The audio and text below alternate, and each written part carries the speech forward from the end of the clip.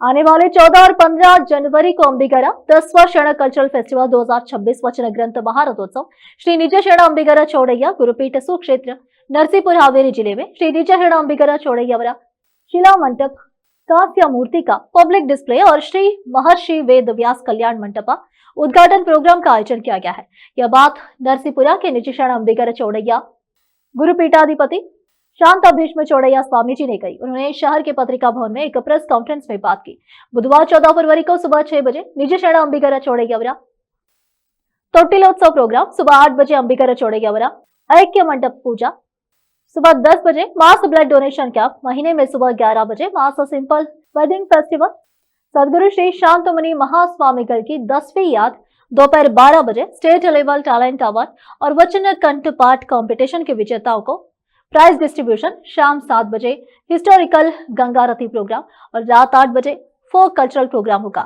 Press conference में Sunil खाशेमपुर, Sunil भाविकट्टी, Maruti master, Sharanappa Annaji, षण्मुखप्पा Shekhapur, Basavaraj सप्पनूर, Apparao, शरणु कंदगुल, Arun Kumar Bawage और दूसरे जाने माने लोग मौजूद थे।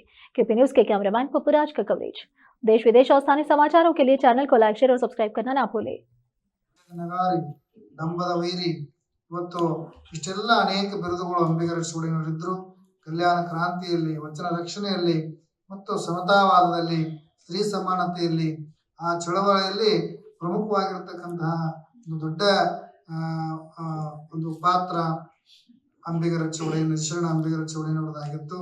ಆ ನಿಟ್ಟಿನಲ್ಲಿ ಈ ನಾಡಿನಲ್ಲೂ ಕೂಡ ಅಂಬಿಗರ ಚೌಡಯ್ಯನವರ ಗುರುಗಳು ಇವತ್ತು ಅಂಬಿಗರ ಚೌಡಯ್ಯನ ಅನುಷ್ಠಾನದ ಗವಿಯಾಗಲಿ, ತ್ರಿಪುರಾಂತಕ ಕೆರೆಯಾಗಲಿ, ಅನುಭವ ಮಂಟಪ ಆಗಲಿ ಅವೆಲ್ಲ ಕೂಡ ನಾವು ನೋಡಬಹುದು. ಆ ನಿಟ್ಟಿನಲ್ಲಿ ಇವತ್ತು ಐಕ್ಯಸ್ಥಳ ಜನ್ಮಸ್ಥಳವನ್ನು ಆಗಿರ್ತಕ್ಕಂಥ ಹಾವೇರಿ ಜಿಲ್ಲೆಯಲ್ಲಿ ನಿಜಶರಣ ಅಂಬಿಗರ ಚೌಡಯ್ಯನವರ ಗುರುಪೀಠ ಸ್ಥಾಪನೆಯಾಗಿದೆ. ಆ ಮುಖಾಂತರ ಪ್ರತಿ ವರ್ಷ ಅಂಬಿಗರ ಶರಣ ಸಂಸ್ಕೃತಿ ಉತ್ಸವ, ವಚನ ಗ್ರಂಥ ರಥೋತ್ಸವ ನಡೀತಾ ಇದೆ. ಆ ಒಂದು ರಥದಲ್ಲಿ ಶರಣರು ವೈಚಾರಿಕ ಹರಿಕಾರರಾಗಿದ್ದರಿಂದ ಯಾವುದೇ ಮೂರ್ತಿ ವ್ಯಕ್ತಿ ಅದರಲ್ಲಿ ಕೂಡಲಾರದ ಆ ವಚನ ಗ್ರಂಥಗಳನ್ನೇ ನಾವು ಆ ರಥದಲ್ಲಿ ಇರಿಸಿ ತತ್ವಗಳನ್ನ, ಸಿದ್ಧಾಂತಗಳನ್ನೇ ಇವತ್ತು ಲಕ್ಷಗಟ್ಲೆ ಜನ ಸೇರ್ತದ ಅಂತ ಹೇಳಿ ಯಾಕೆ ಸೇರ್ತದಂದ್ರ ನಾವ್ ಯಾವ್ದಾವ್ದೋ ಜಾತ್ರೆ ಹೋಗ್ತೀವಿ ನಾವು, ಆದ್ರ ನಮ್ದೇ ಸ್ವಂತ ಒಂದು ಜಾತ್ರೆ ಮಾಡ್ಬೇಕಾಗ್ಯದ. ಆ ಸ್ವಂತ ಜಾತ್ರೆಗೆ ನಾವೆಲ್ಲರೂ ಹೋಗ್ಬೇಕಾಗ್ಯದ.